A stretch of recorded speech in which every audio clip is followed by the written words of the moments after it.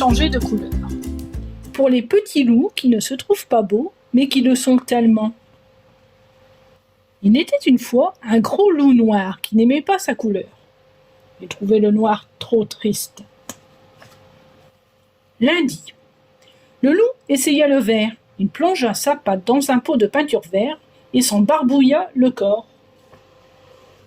Quand il fut bien sec, il se regarda dans son miroir et s'exclama : « Quelle horreur! On dirait une grosse grenouille! Ça ne va pas du tout !» Mardi. Le loup enfila le pull de laine rouge que lui avait tricoté sa grand-mère, ainsi qu'une paire de bas écarlates. Quand il fut tout rouge, il se regarda dans son miroir et s'exclama : « Nom d'un petit cochon! Maintenant on dirait le Père Noël!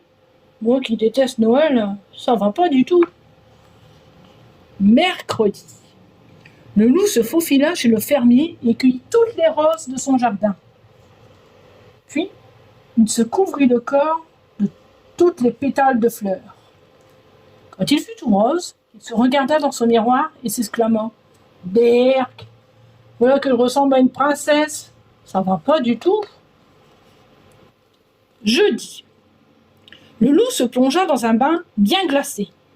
Il eut si froid qu'il ressortit de la baignoire tout bleu. En claquant des dents, il se regarda dans son miroir et s'exclama : « Le bleu me donne très mauvaise mine, ça va pas du tout. » Vendredi. Le loup mangea un panier d'oranges entier. Puis, il se colla soigneusement les écorces sur tout le corps.